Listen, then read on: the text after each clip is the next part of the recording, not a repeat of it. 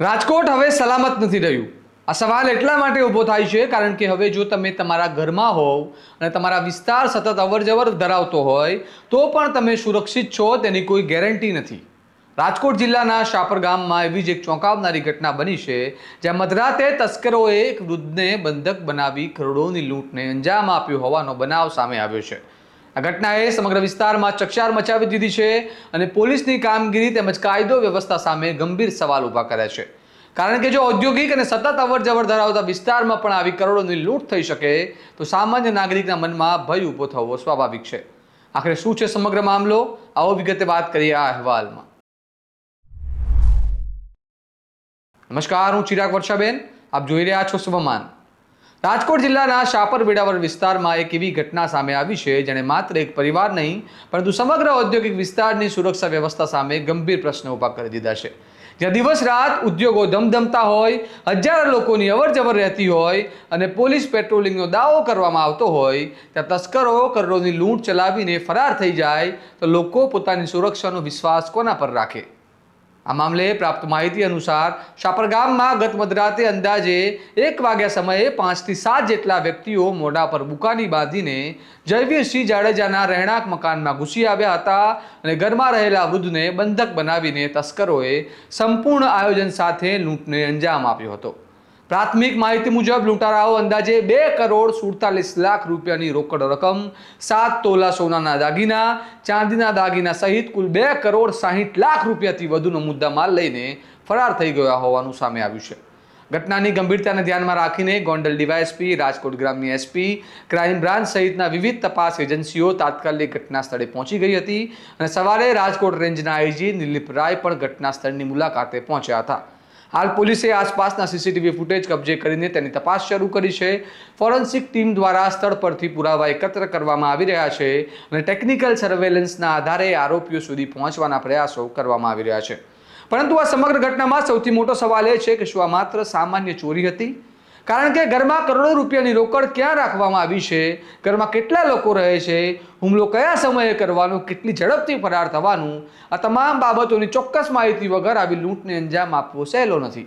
જેના કારણે પોલીસ પણ હવે આંતરિક માહિતી લીક થઈ હોવાના અથવા અગાઉ રેકી કરવામાં આવી હોવાના દિશામાં તપાસ કરી રહી છે। શાપર માત્ર એક ગામ નથી પરંતુ ગામના સૌથી મોટા ઔદ્યોગિક વિસ્તારનું એક ક્ષેત્ર છે। અહીં સતત વાહનોની અવરજવર રહે છે અને ઉદ્યોગ કાર્યરત છે અને સુરક્ષાની વ્યવસ્થા હોવાનો દાવો કરવામાં આવે છે, છતાં આવી ઘટના બનતા લોકોમાં ભયનો માહોલ જોવા મળી રહ્યો છે। સાંભળો આ મામલે રાજકોટ રેન્જના આઈજી નિલીપ રાય શું કહી રહ્યા છે।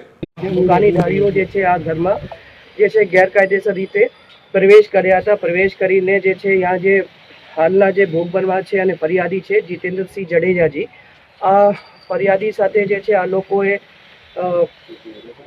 એને ભયમાં મૂકીને અને એને જે સામાન્ય ઈજા કરીને આ સાઈડમાં બેસાડી દીધા। પછી આ જે છે કબાડમાં જે કેશ હતી, આ કેશ આ જે છે લૂંટારુઓ એ લઈને ત્યાંથી ભાગી ગયેલા છે। રાતે જે છે કરીબ જે છે 2 વાગ્યા પછી પોલીસ સ્ટેશનમાં આ બાબતની જાણ કરવામાં આવેલી।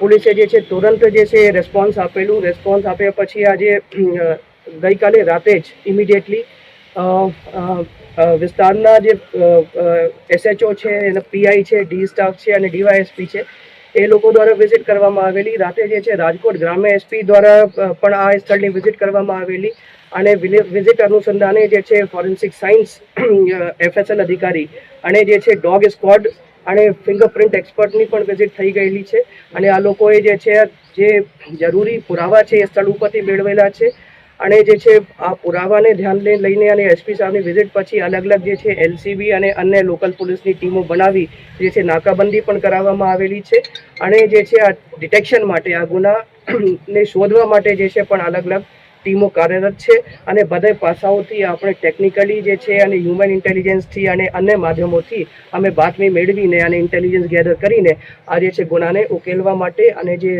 જે આ લોકો લૂંટીને ગયા છે એ મુદ્દામાલ રિકવરી કરવા માટે હાલ જે છે અલગ અલગ ટીમો જે છે એસપી સાહેબની અધ્યક્ષતામાં કાર્યરત છે અને મને ઉમ્મીદ છે કે આજે ગુનાના જે ઉકેલ છે અમે બહુ જલ્દીથી લાવીશું અને આ ગુના ડિટેક્ટ કરી. કેટલા શખ્સો પ્રાથમિક તપાસમાં આજે જે છે જે ગુના દાખલ કરવામાં આવેલા છે ધાડ મુજબના દાખલ કરવામાં આવેલા છે. એટલે જે છે અમે માનીને ચાલીએ કે 5 લોકો જે છે આ બનાવના સમયે હાજર થયા હતા. પણ જે છે એક્ઝેક્ટ કાઉન્ટિંગ જે છે 4 થી 5 લોકો જે છે ફરિયાદી દ્વારા બતાવવામાં આવેલ છે. હવે એક વખત ડિટેક્ટ થઈ જાય તો ખબર પડશે એક્ઝેક્ટલી કે 4 લોકો હતા અથવા 5 લોકો હતા. પણ હાલ જે છે અમે 5 લોકો માનીને ચાલીએ અને ધાડ જે ડકોઇટીની કલમો જે છે આ બનાવના અનુસંધાને જે છે એફઆઈઆરમાં લગાડવામાં રિવોલ્વર પણ લૂંટાણી છે સર, અને સોનું પણ લૂંટી ગયું. રિવોલ્વર લૂંટાણી છે. રિવોલ્વર ને એ રાઇફલ છે, રાઇફલ લૂંટાણી છે અને આ સોનું એ લૂંટીને લઈ ગયા છે. અને જે છે આજે જે વસ્તુની લૂંટ થઈ છે એ બધી વસ્તુની મેન્શન જે છે એફઆઈઆરમાં છે. અને જ્યારે આ ગેંગ પકડાશે ત્યારે જે છે આ બધી વસ્તુઓ આ લોકો પાસેથી પોલીસ દ્વારા જમીન વેચાઈ હતી તેના રૂપિયા આવ્યા છે. આજે રૂપિયા ક્યાંથી આયા અને કેમ જે છે આ સ્થળે ઉપર રાખ્યા હતા એ બધું તપાસનો વિષય છે. હાલ જે છે અમે જે છે ફર્સ્ટ પ્રાયોરિટી છે કે આ જે વિક્ટિમ છે એને ઉચિત સારવાર મળે. તે સિવાય જે છે જે ઇમિડિયેટલી ટીમો બનાવીને જે આ બનાવ પછીનો જે ક્વિક રિસ્પોન્સ માટે જે છે પોલીસ કાર્યરત છે. પણ જે છે બધા પાસાઓથી આપણે તપાસ કરીશું અને શું ગયું છે, કેશ કેટલી ગઈ છે, કોણ લઈ ગયા છે, આ બધી વિગત જે છે તપાસમાં. આ ઘટનાએ માત્ર શાપર નહીં પરંતુ સમગ્ર રાજકોટ ગ્રામ્ય વિસ્તારમાં સુરક્ષા અંગે નવી ચર્ચા શરૂ કરી છે. લોકો હવે સવાલ ઉઠાવી રહ્યા છે કે જો કરોડોની લૂંટ બાદ પણ ગુનેગારો સરળતાથી ફરાર થઈ શકે તો સામાન્ય નાગરિક કેટલો સુરક્ષિત છે? હવે આ કેસ પોલીસ માટે પ્રતિષ્ઠાનો વિષય બની ગયો છે.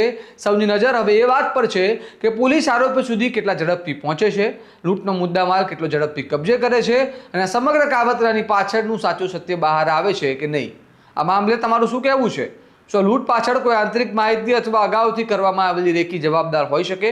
અમને કમેન્ટમાં જરૂર જણાવો અને આવા જ વિશ્લેષણાત્મક અહેવાલો માટે તમારા સ્વમાનને લાઇક, શેર અને સબસ્ક્રાઇબ કરવાનું ભૂલતા નહીં. નમસ્કાર.